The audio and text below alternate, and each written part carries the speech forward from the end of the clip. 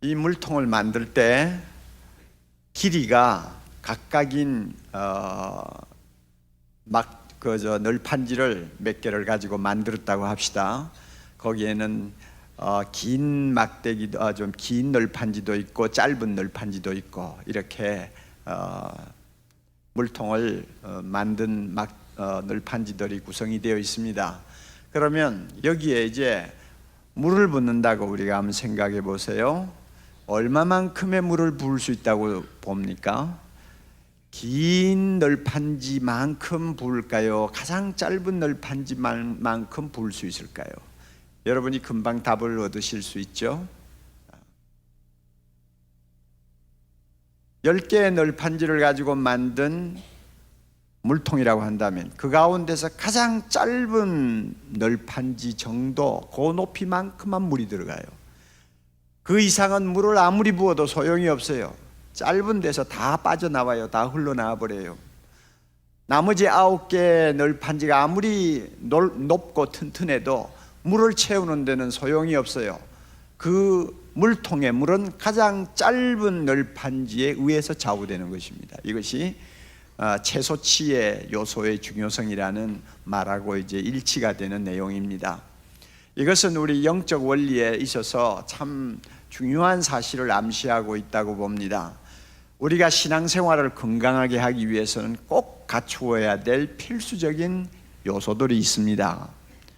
그 요소들을 오늘 읽은 본문에서 발견할 수가 있는데, 이 예루살렘 교회가 처음 생긴 교회요, 어떤 면은 때묻지 않는 교회요, 또 첫믿음 첫사랑을 가지고 성령 충만해서 시작한 교회이기 때문에 또 몇천 명이나 되는 상당한 성도들의 공동체였기 때문에 우리에게는 매우 참 관심을 기울이지 아니하면 안 되는 모델이라고 볼 수 있습니다.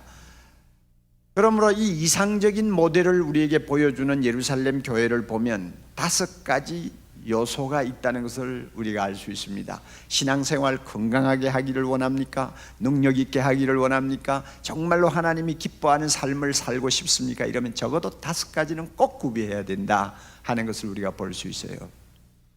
그 5가지가 뭔지 아시죠? 저는 이 5가지를 요약해 가지고 정리해서 공동체 고백이라는 것을 처음 만들었습니다. 아마 이 공동체 고백이라는 말을 공식적으로 쓰기는 아마 우리 교회가 처음이 아닌가 생각을 합니다. 99년도 1월부터 이 공동체 고백을 우리가 사용해 왔는데, 이제는 다른 형제 교회들 중에도 이 공동체 고백을 그대로 받아들여서 예배 시간마다 사용하는 데가 많이 있습니다. 이 공동체 고백 안에 이 신앙생활의 필수 요건이라고 할 수 있는 5가지 요소가 들어있는데, 첫째 뭡니까?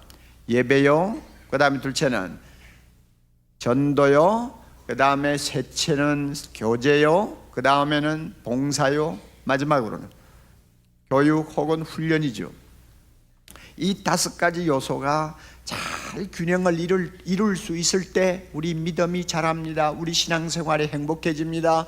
우리의 영적인 삶이 풍성해집니다. 이 5가지, 이것을 우리가 예루살렘 교회에서 전부 우리가 분석해낼 수가 있어요.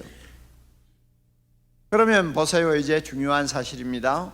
이 5가지 가운데서 한두 가지는 적당히 해도 되고 나머지 3가지만 잘하면 되느냐? 안 된다 그거예요. 5가지 중에서 4가지는 잘하고 있어요. 만족할 만해요. 그런데 한 가지가 잘 안 된다 그 말이에요. 내 손가락을 보세요. 길이가 다 각각이잖아요. 그렇죠? 그런데 이 가운데서 제일 짧은 손가락이 어느 겁니까? 요거죠. 일단 이렇게 하면 제일 짧잖아요. 그렇죠? 자, 이것이 만약에 예배라고 합시다. 나는 예배에 대해서 좀 성의가 없어. 교회 출석도 잘 못하고 가정 예배를 그렇게 드리는 것도 아니고 예배가 좀 약해. 근데 다른 거는 잘해. 그러면은 한 가지 못하고 다른 건 4가지 잘하니까 그 사람의 영적 삶이, 다시 말하면 신앙생활의 건강 지수가 상당히 높을 거라고 상상할 수가 있습니다. 그런데 사실은 그게 아니에요.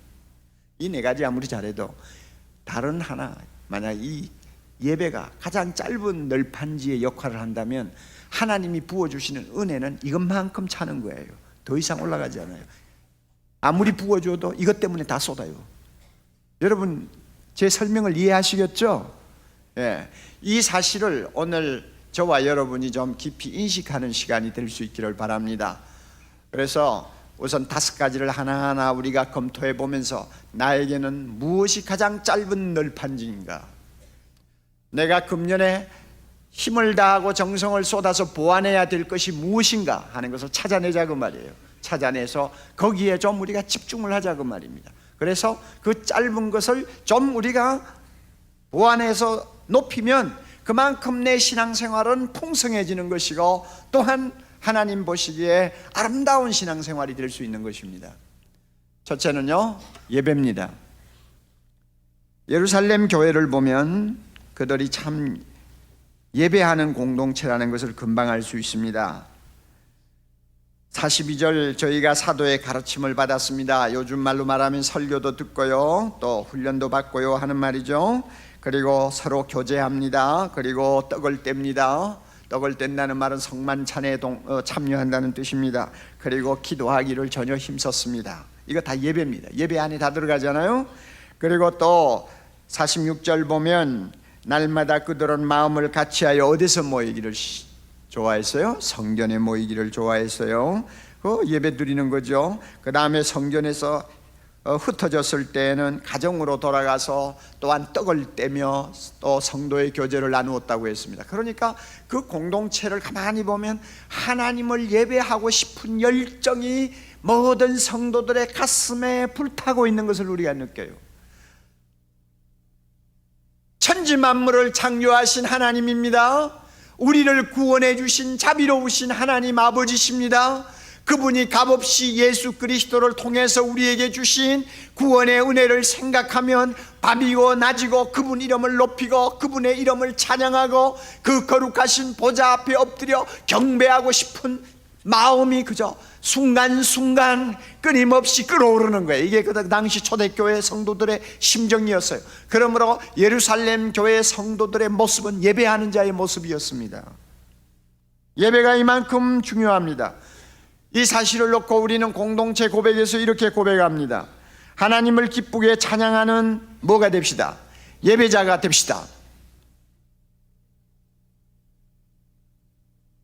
이 예배는 지상에서 연습하고 하나님 나라 가서는 영원히 우리의 행복의 조건으로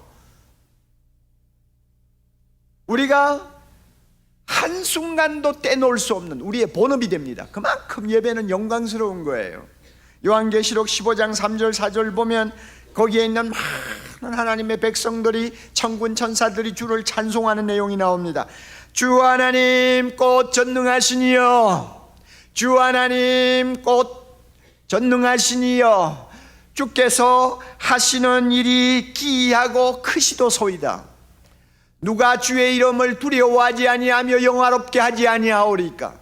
만국이 와서 주께 경배하나이다. 만국이 와서 주께 경배하나이다. 하나님의 이름이 높임을 받는 것입니다. 위대한 영적인 거인이라고 할 수 있는 요한 웨슬레는 이런 찬송을 작사했죠.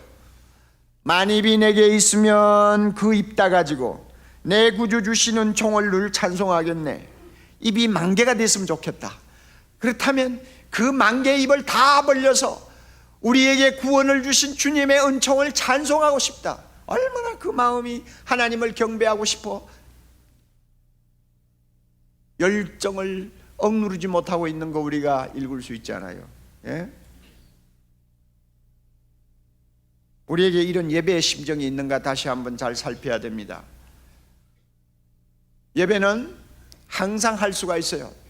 길을 가면서도 예배할 수 있고 자동차를 몰고 가면서도 예배할 수 있습니다. 혼자 있을 때도 할 수 있고 다 할 수 있습니다. 그러나 이런 예배에 못지않게 또 중요한 것은 일정한 시간을 정하고 일정한 내용과 틀을 가지고 우리의 예배의 마음을 표현할 수 있는 어떤 행동, 이것이 참 중요합니다.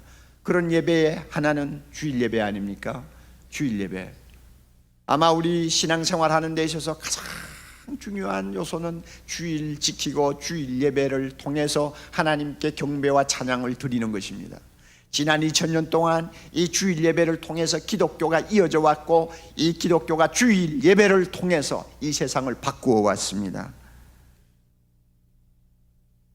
예배에 오면은 찬양이 있고 말씀이 있고 기도가 있고 하나님께 드리는 예물이 있고 성도의 교제가 있고, 그렇게 해서 이 예배 시간에 하나님이 우리 가운데 임재하심으로 인해서 우리가 눈으로 볼 수 없는 얼마나 엄청난 은혜를 누리는지 모릅니다. 우리의 영혼이 기뻐 춤을 춥니다. 우리의 영혼의 세포가 기뻐 춤을 춥니다. 이게 예배입니다. 우리가 잘못 드리니까 은혜가 안 되는 것이지, 제대로만 드리면 하나님이 이 가운데 임재해 계시는데 우리가 어떻게 은혜를 받지 못합니까? 우리 모두가 믿음의 눈으로 하나님의 영광을 보고 있는데 그 영광 앞에 우리가 어떻게 춤을 추지 않겠습니까? 이런 놀라운 은혜가 분명히 이 자리에 있음을 우리 모두가 믿어야 됩니다. 이렇게 시간을 정해놓는 예배 외에도 또 중요한 거 있다면, 주일 예배 외에도 중요한 것이 있다면 가정 예배입니다. 가정에서 가족끼리 함께 드리는 예배, 이건 너무 이것은 우리 영혼을 위해서 필수적인 일입니다. 여러분, 이번 우리 집 보셨죠? 그 제목이 이렇게 나왔어요. 우리 가족 행복의 열쇠는 가정 예배다. 이래놓고 구경진 집사님, 구미선 두 집사님 가정에 그 이야기를 써놨더군요. 주일 저녁이면 식구들이 식탁에 둘러앉아 예배를 드린답니다. 고3, 고2 다니는 딸애들하고 드리는데, 그 예배를 주일마다 드린 딸이 이런 말을 해요. 우리 가족이 모두 모여 함께 할 수 있다는 자체가 너무 즐거워요. 그리고 한 주간을 살아가는데 이 예배가 많은 도움이 돼요. 이런 말을 한단 말이에요. 또 여러분, 1월호 가정예배 시리즈 여러분 받으셨죠? 그 표지 사진 참 이쁘게 놨잖아요. 김재일 집사님, 한금옥 집사님 부부 가정인데요, 그 가정도 보니까 지금 20대 중반의 나이가 되어서 직장에 다니는 자녀들이 돌아오려면 기가 시간이 다 제각기입니다. 그런데도 기다렸다가 매일 저녁마다 가족들이 다 모이면 하나님 앞에 예배를 드린대요. 예배를 드리면서 어떤 은혜를 받느냐, 그들이 그렇게 말하잖아요. 좋은 점은 가족이 모두 한 마음이 된다는 것, 이것이 좋습니다. 그리고 자녀 교육에는 기도가 최고라는 것을 경험을 통해서 알게 되었습니다. 이 보세요. 예배 드려가지고 손해보는 사람 하나도 없다니까요.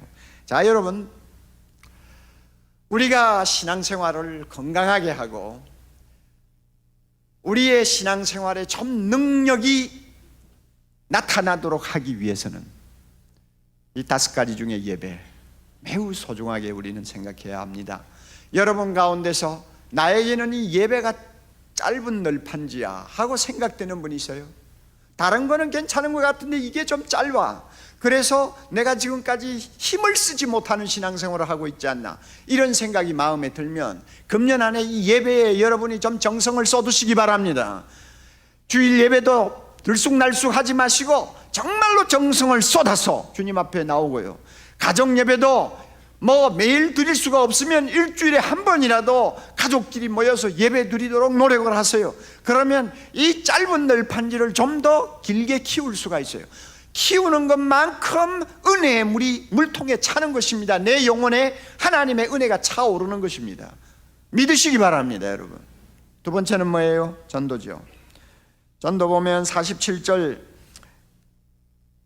예루살렘 교회 성도들은 하나님 앞에 은혜를 받고 날마다 찬송하고 살았어요. 그랬는데 끝에 보니까 이런 말씀 있잖아요. 주께서 구원받는 사람을 다 같이요 날마다 더하게 하시니라. 우리가 이 본문 보면 마치 예루살렘 교인들은 전도도 안 하는데 하나님이 막 매일매일 사람들을 교회로 보내주는 것 같이 착각하기 쉬워요. 그런데 그게 아니에요. 예루살렘 성도들이 은혜 받고 구원받고 가슴이 뜨거워가지고 예수님 부활하셨다고 막 증거하는데, 증거할 때마다 하나님이 사람들의 마음을 열어주셔서 그들로 하여금 예수 믿도록 해주셨다는 말입니다. 그러므로 초대교회 성도들은 전도의 사람들이었습니다. 여러분, 우리가 신앙생활에 있어서 전도는 참 중요합니다. 무엇이 전도입니까? 하나님 나라가 완성될 것을 기다리는 비전이 전도입니다. 무엇이 전도입니까? 영원한 멸망을 앞두고 있는 사람들을 불쌍히 여기는 마음입니다. 무엇이 전도입니까? 한 사람이라도 구원하기 위해서 사람을 작정하고 마음에 두고 날마다 기도해 주는 것이 전도입니다. 무엇이 전도입니까? 복음을 전할 수 있는 기회가 생기면 그 기회를 놓치지 않고 예수님의 십자가와 부활을 힘있게 전하는 열정이 전도입니다. 여러분 전도에 얼마만큼 정성을 쏟고 있습니까? 몇 가지 질문만 하면 여러분은 자기가 어느 정도 전도에 참 마음을 두고 신앙생활하고 있는지 여러분이 점검할 수 있습니다. 자, 이렇게 점검해 보세요. 여러분은 하나님의 마음을 대망하고 있습니까?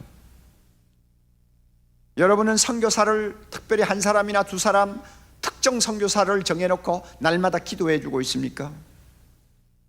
그렇다면 여러분은 전도하는 사람이에요. 여러분은 전도를 더 잘하기 위해서 어떤 전도 프로그램에 들어가서 배우려고 노력하고 있습니까? 그렇다면 여러분 전도 잘하는 사람이에요. 여러분은 자신이 하나님 앞에 드리는 헌금이 선교와 전도에 잘 쓰이고 있다는 것을 믿습니까? 믿어요? 그렇다면 전도에 동참하는 사람이에요. 여러분은 어떤 이웃을 내가 기회만 있으면 복음을 전하기 위해서 날마다 그와 접촉하기를 원하고 그와 좋은 인간관계를 맺으려고 노력하고 있습니까? 그렇다면 여러분 전도하는 사람이에요. 여러분 1년 중에 나를 통해서 구원받는 사람이 한 사람, 적어도 한 사람은 나옵니까? 그렇다면 여러분 전도하는 사람이에요. 자기 자신을 이와 같은 질문을 가지고 한번 검토해 보세요. 체크해 보세요. 그런데 5가지, 6가지 질문을 던져도 전부 다 그렇지 못한데 하고 여러분이 대답한다면 여러분은 전도와는 거리가 먼 생활을 하는 사람이에요. 그러면 그 전도 안 하는 것이 짧은 널판지가 되는 것입니다. 그것 때문에 여러분은 받는 은혜를 그때그때 쏟아버려요. 여러분의 내면의 은혜의 세계는 물이 차오르지를 못해요. 그걸 꼭 기억하세요. 그렇다면 어떻게 할 거예요? 신년도에는 이 전도 문제를 좀 해결해야 되겠다. 여러분 이런 작심을 하고 주님 앞에 열심히 기도하면 하나님이 은혜 주실 줄 믿습니다. 그 다음에 세 번째 뭡니까? 교제입니다. 오늘 본문 보세요. 42절 이하 전부 보면 예루살렘 공동체는 아름다운 신앙의 교제를 하고 있는 공동체라는 것을 금방 알 수 있습니다. 막 그들은 만나면 행복해서 못 견디고 헤어지면 서로 보고 싶어서 하루를 못 넘기는 그런 사람들이에요. 그래가지고 성도들끼리 너무 아름다운 교제를 나누고 있어요. 성전에 모여도 그렇고 집에 가서도 그렇고 그냥 공적으로 사적으로 항상 주변에 참 믿음 좋은 형제 자매들을 끼고 살아요. 이게 성도의 교제입니다. 여러분 신앙생활에 있어서는 나홀로 신앙생활은 불가능합니다. 나홀로 아파트는 있어도 나홀로 신앙생활은 없어요. 아 진짜예요? 헨리 나우엔의 말을 제가 읽으면서 공감을 했어요. 헨리 나우엔이 이런 말을 했어요. 우리가 여행을 할 때 혼자 외롭게 여행하는 거하고 사랑하는 사람들하고 같이 이야기를 나누면서 여행하는 것하고는 현격한 차이가 있다는 것을 우리가 많이 경험합니다. 그랬어요. 그건 사실이죠. 자기의 입장에서 볼 때 자기 혼자 있으면 하나님 앞에 성실하고 싶어도 성실하지 못할 때가 많이 있다는 거예요. 이 말은 하나님 앞에 참 자기 자신이 신앙생활 좀 더 잘하고 싶어도 자기 힘으로는 잘 안 되더라 그 말이에요. 그래서 자기에게는 항상 기도해 주는 사람, 격려해 주는 사람, 도전해 주는 형제자매들이 필요하다고 고백을 했습니다. 이건 사실이에요. 성도에게 있어서 교제가 얼마나 중요한지 아세요? 여러분에게 이와 같은 성도의 교제가 있습니까? 있으면 감사하고, 나는 뭐 교회는 다니고 뭐 좀 하기는 하는데 이 성도의 교제가 잘 안 돼 하면 이것은 여러분 자신에게 있어서 짧은 널판지예요. 이것 때문에 여러분의 신앙생활이 충만하지를 못하는 것입니다. 금년에는 이것을 해결하려고 노력하세요. 어떻게 하면 성도의 교제권에 내가 들어가서 내가 영적으로 좀 더 풍성하게 은혜를 받을까? 여러분이 이렇게 좀 고민하면서 노력하시기를 바랍니다. 또 하나는 뭡니까? 봉사입니다. 44절 45절 보면 예루살렘 교회 성도들은 참 희한한 일을 했죠. 모든 물건을 서로 통용하기도 하고 재산과 소유를 팔아 각 사람의 필요를 따라 나누어 주고, 요즘 말로 말하면 서로 구제했다는 것입니다. 내 것이라고 아끼는 것이 없이 가난한 자, 고통당하는 자, 실패한 자들을 보고 못 견뎌서 자기 것을 내놓으면서 사랑의 실천을 했다는 것입니다. 얼마나 아름다운 모습이에요. 이것이 바로 예수님이 우리에게 가르쳐 주신 삶의 모습 아닙니까?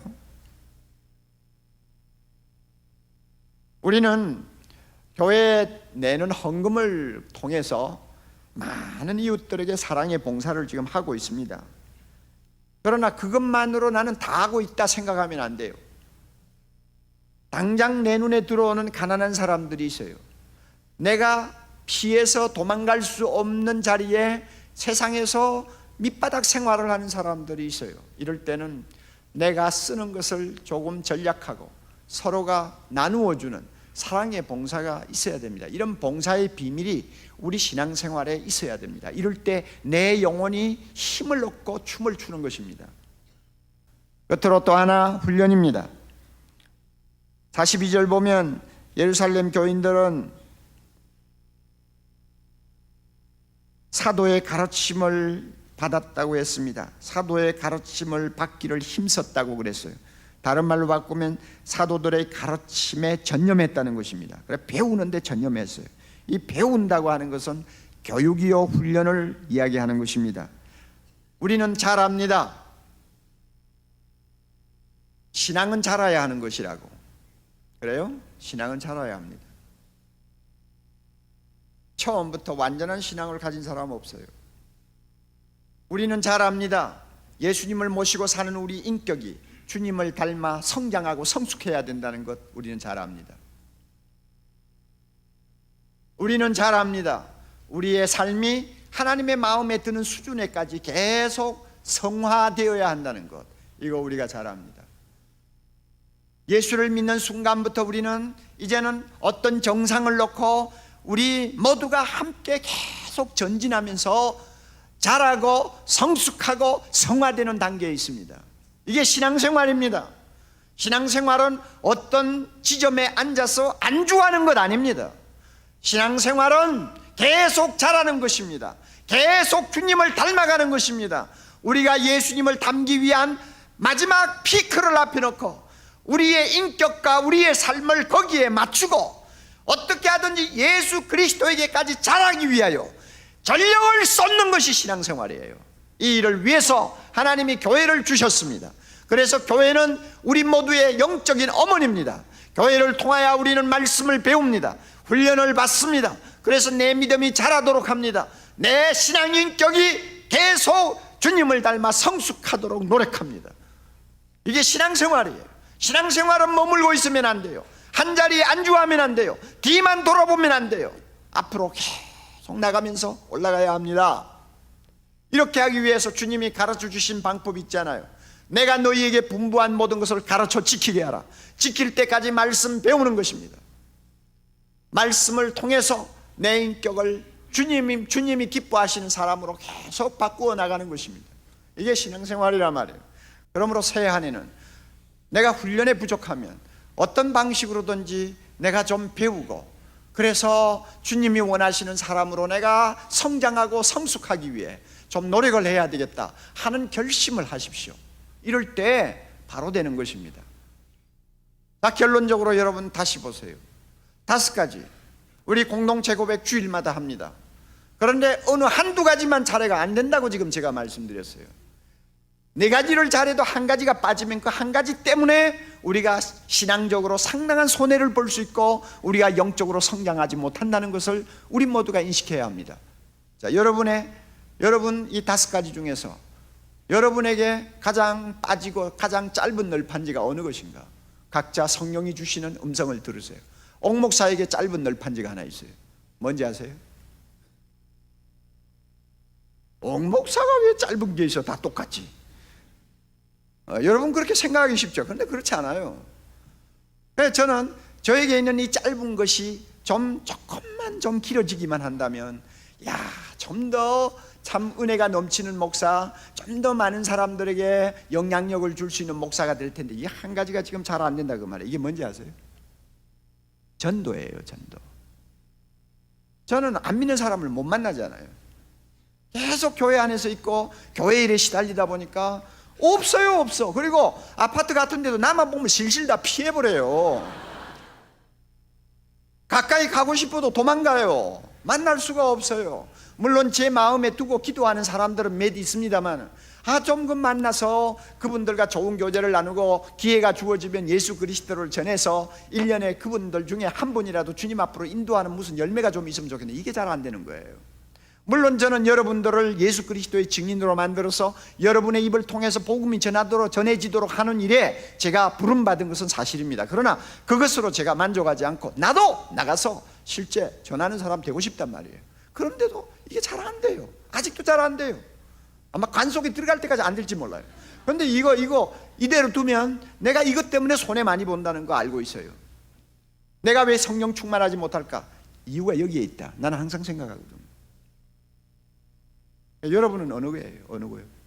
여러분 각자가 이제 해답을 얻었을 거예요.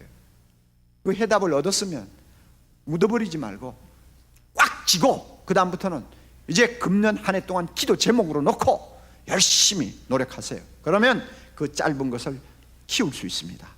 키우는 것만큼 우리의 영혼은 풍성해집니다. 능력이 충만해집니다. 하나님의 놀라운 은혜가 흘러넘칠 것입니다. 할렐루야. 그러면 여러분의 인격과 삶이 얼마나 건강해질 것인지 상상해 보세요. 다 같이 기도하십시다.